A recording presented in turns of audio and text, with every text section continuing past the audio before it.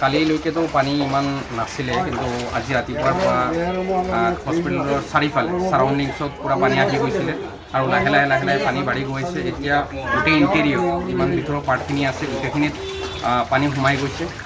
তাৰপিছতেও আমি আমাৰ যোনখিনি ইকুইপমেণ্টছ আছে, মেডিচিন আছে, সেইখিনি আমি অলপ ছেফ জেগালৈ শ্বিফ্ট কৰিছোঁ।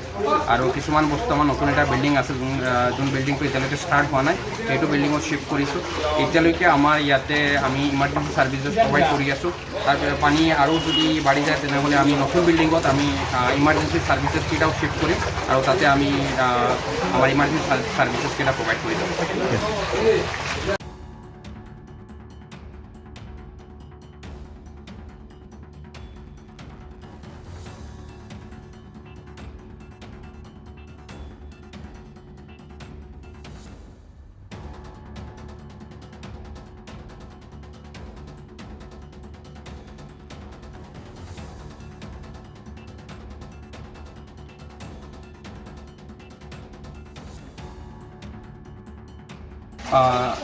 কালিলৈকেতো পানী ইমান নাছিলে, কিন্তু আজি ৰাতিপুৱাৰ পৰা হস্পিটেলৰ চাৰিওফালে ছাৰাউণ্ডিংছত পূৰা পানী আহি গৈছিলে আৰু লাহে লাহে পানী বাঢ়ি গৈছে। এতিয়া গোটেই ইণ্টেৰিয়ৰ যিমান ভিতৰৰ পাৰ্টখিনি আছে গোটেইখিনিত পানী সোমাই গৈছে।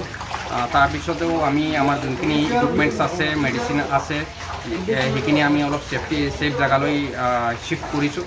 আৰু কিছুমান বস্তু আমাৰ নতুন এটা বিল্ডিং আছে, যোন বিল্ডিংটো এতিয়ালৈকে ষ্টাৰ্ট হোৱা নাই, সেইটো বিল্ডিঙত শ্বিফ্ট কৰিছোঁ। এতিয়ালৈকে আমাৰ ইয়াতে আমি ইমাৰ্জেঞ্চি ছাৰ্ভিচেছ প্ৰভাইড কৰি আছোঁ।